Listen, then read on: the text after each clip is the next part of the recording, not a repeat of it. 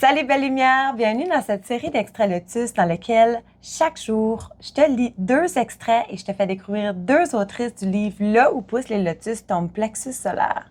Le livre inclut 20 transformations, 20 histoires, 20 femmes de cœur qui ont décidé d'ouvrir leur voix pour que tu puisses élever la tienne, pour que tu puisses t'inspirer d'elles parce que chaque histoire est complètement différente, mais il y a tout le temps des fragments de leur partie de vie qui vont vraiment venir résonner en toi.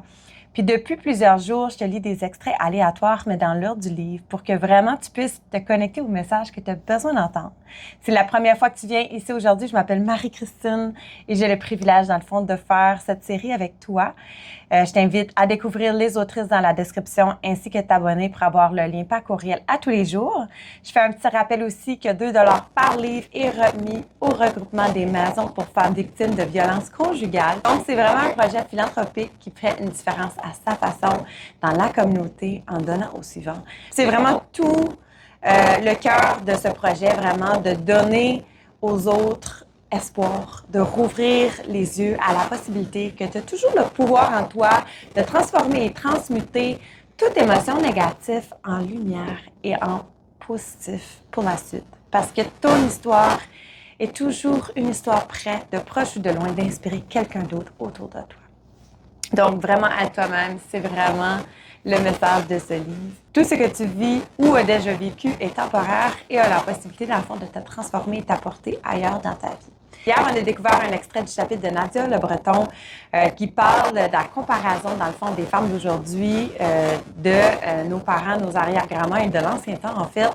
À quel point c'est difficile, dans le fond, de tout gérer tout en étant une femme sur le marché du travail. Donc, vraiment, la génération a changé depuis et c'est plus la même réalité que c'était. Donc, c'est parfois difficile d'être fatigué, puis d'avoir à tout gérer le bateau. Fait que j'ai vraiment ressenti une connexion envers le chapitre de Nadia, étant donné qu'elle parle d'un sujet qu'on vit toutes les femmes à un point dans notre vie où on sent un trop plein d'émotions, puis on a juste besoin d'une pause. Fait que je t'invite vraiment à découvrir son chapitre dans le livre. Ensuite, on a lu un extrait du chapitre de Diane Guertin, qui nous parle de sa quête identitaire, qui nous parle, dans le fond, d'une comparaison entre les fleurs pris soin d'une sœur et celle des mauvaises herbes sur le bord du chemin, dans le fond. À quel point que les deux peuvent briller égal. Ce n'est pas de où ce que tu viens, ni du titre que tu portes, mais quel droit que tu donnes à ta vision, quel droit que tu te donnes d'être.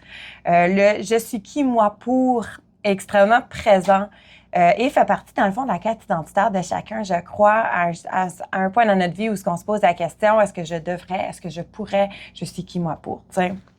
Fait que vraiment 2 femmes exceptionnelles qui rouvrent leur cœur, qui partagent une partie de leur histoire pour résonner en toi. Puis, dans le fond, que je sais que tu vas vraiment te connecter à leur chapitre. Donc, je t'invite vraiment à découvrir le livre. Tu peux te procurer le livre de n'importe quel auteur, sinon dans le lien dans la description également. Fait qu'aujourd'hui, dans le fond, on va découvrir 2 autres autrices. Fait que, on va faire ça. Fait qu'aujourd'hui, je te présente Christine Marcotte. Le chapitre s'appelle « Mon plexus solaire m'a parlé du succès ». Allons-y. Tu vaux tout, même immobile, même silencieuse, même quand personne te regarde.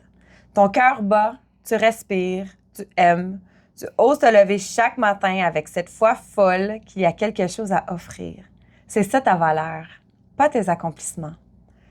J'ai senti les larmes monter parce que j'ai repensé à ces jours où je me jugeais inutile si je ne produisais rien.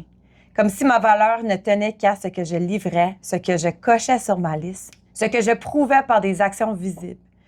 Je me voyais encore ce dimanche après-midi à tourner en rond dans la maison. La lumière douce filtrait par les fenêtres, tout invitait au repos. Mais moi, je culpabilisais. Je me disais, tu pourrais écrire un article, préparer une stratégie, répondre à tes messages, avancer sur ton prochain lancement. Le silence du dimanche se remplissait de reproches. Et les vacances? Ah, les vacances! J'avais ce mot inscrit dans mon agenda, mais jamais vraiment dans mon corps. Je me souviens de cette fois, les pieds dans le sable, entourée de mes enfants qui riaient aux éclats, et moi, le regard viré sur mon téléphone, à vérifier mes messages comme une droguée du toujours plus, à chercher désespérément une trace de validation, comme si ma valeur devait être confirmée à chaque heure de la journée. Je pensais documenter nos vacances et en réalité, je les consommais. Je les filmais, je photographiais, je partageais, mais j'étais ailleurs. Dans l'œil de la caméra, dans le regard virtuel d'inconnus, pas dans le moment présent. Et c'est ce contraste qui m'a frappée. Wow! Christine, tu mets le mot sur beaucoup de choses, en fait.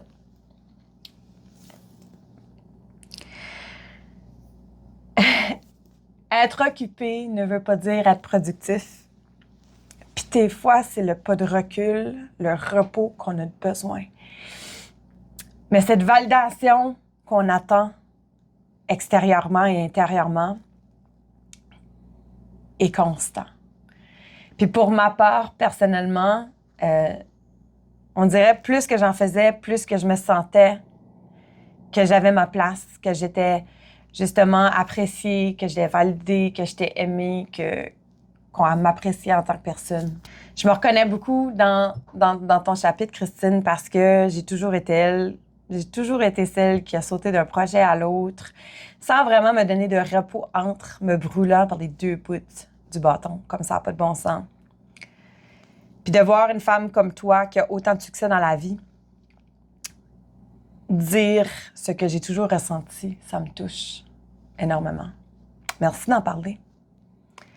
Il faut vraiment briser le moule de la femme qui has all her shit together, la femme parfaite, qui gère tout sans problème, puis que tout va bien. Puis, tu sais, on peut-tu se crisser patience dans la vie, puis juste être dans le moment présent, être ensemble, vivre avec la beauté de regarder la nature autour de nous, la famille qui joue aux éclats, tu sais, il y a quelque chose de beau dans juste lâcher prise, puis de pas avoir à se mettre de la pression parce que tu n'as pas réussi à tout faire ce qu'il y avait sur ta checklist, ou dans le fond, prioriser les bonnes choses, les bonnes personnes.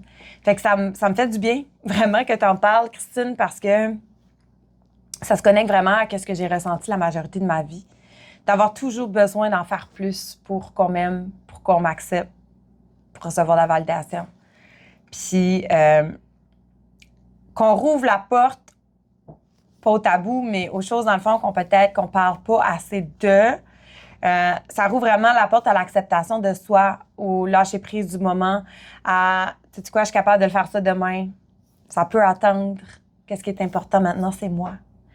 Mon corps, mon repos. Les vacances sont faites pour en profiter, sont faites pour décrocher, tu sais, pas pour être sur son téléphone. Puis pourtant, c'est des choses que j'ai tellement toujours faites. J'étais accro aux notifications, comme ça n'a pas de bon sens. Puis je me connecte dans tous les sens. J'ai vraiment hâte de découvrir ton chapitre pour vrai. Il résonne beaucoup en moi. Ouh! La. Bon.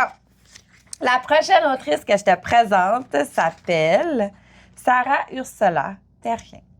Son chapitre s'appelle Force tranquille. Allons-y. En toute franchise, je reste figée, incapable de comprendre ce qu'on essaie de me dire. L'impression d'un brain freeze, il ajoute d'un air grave « Sarah, c'est pas la première fois. On a remarqué qu'il vient régulièrement, qu'il surveille de l'extérieur. Je pense qu'il y a quelque chose qui cloche. » L'angoisse, celle qui engourdit tes membres et obscurcit ton esprit, vient frapper à ma porte. Celle qui menace de te faire chavirer. Des questions profondes surgissent et se mêlent à mes pensées comme des ombres tenaces. Elles se renforcent encore quand je rentre à la maison et quand je prends conscience que bien des choses viennent de changer. De toute évidence, la cybersécurité de 2008 n'est pas celle de 2025. Le bourreau a pris le contrôle de mon compte de banque, ma carte de débit est confisquée, une carte de crédit a été ouverte à mon nom, mon numéro de téléphone cellulaire est remplacé, tous mes mots de passe, Facebook, courriel, effacés, réinitialisés. En quelques heures, je perds une partie significative de ce qui faisait mon identité. Ma vie bascule entre les mains d'un autre. Je cesse de m'appartenir. Son prétexte? Me protéger de moi-même et de mon entourage soi-disant toxique. Parce que oui, à ses yeux, le problème, ce n'est pas lui, ce sont les autres. Pendant la journée, il a découvert que plusieurs de mes amis m'ont écrit concernant l'anniversaire de l'un d'entre eux. Il n'y avait pourtant pas le moindre phrase déplacée, mais il n'a pas supporté que 3 garçons m'écrivent. Pourtant, dès le jour de notre rencontre, il savait que j'avais toujours eu des amis du sexe opposé. C'est ma normalité. Ce qui est moi ne trouve jamais grâce à ses yeux. Oh wow! Il y a plusieurs choses qui montent. Premièrement, l'harcèlement, qui j'ai déjà vécu de nombreuses années passées quand j'ai sorti d'une relation toxique. Quand une personne décide que c'est la seule bonne personne dans ta vie et qui t'isole du monde entier, ça vient avec un gros bubble wrap extrêmement nocif, épuisant, renfermant, puis rabaissant au point que tu vois plus ta valeur. Ça, c'est une chose. Mais de là à complètement voler l'identité de quelqu'un, ça, c'est un autre niveau, là. C'est quelqu'un qui avait que de mauvaises intentions, puis pour lui, il n'a jamais été dans le tort, tu sais. Il pensait que bien faire, mais il vient de basculer et détruire, dans le fond, l'identité de quelqu'un. Sarah est une femme extrêmement résiliente d'avoir vécu tout ça. Puis je sais à quel point c'est difficile de recommencer parce que je me suis fait voler mon identité, là, 7-8 ans passés, puis je me rappelle, dans le fond, l'urgence que j'ai ressentie dans mon corps, le chaos autour de moi prendre forme. J'ai vu tout chambouler comme ça n'avait pas de bon sens. Ça vient avec un stress puis une angoisse tellement extrême qu'on ne voit plus clair, que c'est vraiment un nuage gris qui se forme autour de nous. Je sais à quel point certaines personnes peuvent être vraiment marquantes dans notre histoire, puis je suis contente que tu en parles ouvertement parce qu'on n'en parle pas assez. De la cybersécurité, de la sécurité en tant que femme, des personnes, dans le fond, qui prennent trop de place parce qu'ils se croient à la hauteur de tout, puis qu'on mérite que d'être entouré par eux. Des gens qui vont isoler des gens au point où ils vont disconnecter leur vie de leur famille, de leurs amis du sexe opposé, de tout le reste, en fait. Puis ça me touche parce qu'il y a vraiment des fragmentations de moi qui ressortent là-dedans, puis ça me ramène là un peu. Puis je pense qu'il faut en parler, il faut rouvrir vraiment la porte à il y a autre chose, il y a du support, justement, le regroupement des maisons des femmes. Il y a tellement de ressources aujourd'hui, en 2026, qu'on est chanceuse d'avoir accès à ça. Mais c'est des femmes fortes comme toi qui ont ouvert, justement, les horizons pour qu'on puisse avoir ce genre de support-là aujourd'hui. Fait que bravo d'ouvrir ton cœur, bravo de parler de ton histoire, bravo d'avoir foncé dans la vie, d'avoir devenu la version de toi que su passer à travers toutes de ces épreuves-là de ta vie. J'ai hâte de découvrir ton chapitre, j'ai hâte de vraiment replonger vraiment dans ton histoire au complet parce que c'est juste un petit extrait seulement puis je t'ai attachée complètement émotivement. Vraiment, wow! Je suis sur un nuage de toutes les histoires que je vois, que j'entends, que je lis dans ce livre jusqu'à présent. Chacune d'elles se connecte à quelque chose, une partie, une parcelle de moi et peut-être exactement qu'est-ce que tu avais besoin d'entendre aujourd'hui. Donc, merci d'avoir été là. Encore une fois, d'avoir écouté les extraits de ces femmes incroyablement magnifiques. Je t'invite à les découvrir dans le lien dans la description, à t'abonner pour des notifications, à le partager sur tes réseaux, puis m'écrire dans les commentaires quel extrait à date ou les plusieurs, en fait, ont résonné le plus en toi. Qu'est-ce qui fait que tu as envie, dans le fond, de découvrir plus? Y a-t-il quelque chose qui t'a marqué? Y a-t-il quelque chose qui a vraiment comme « Ah, wow, c'est vraiment cette phrase-là, une phrase clé? » Peu importe, j'ai envie de t'écouter, j'ai envie de t'entendre, je vais te répondre, c'est sûr et certain. Puis on se revoit demain.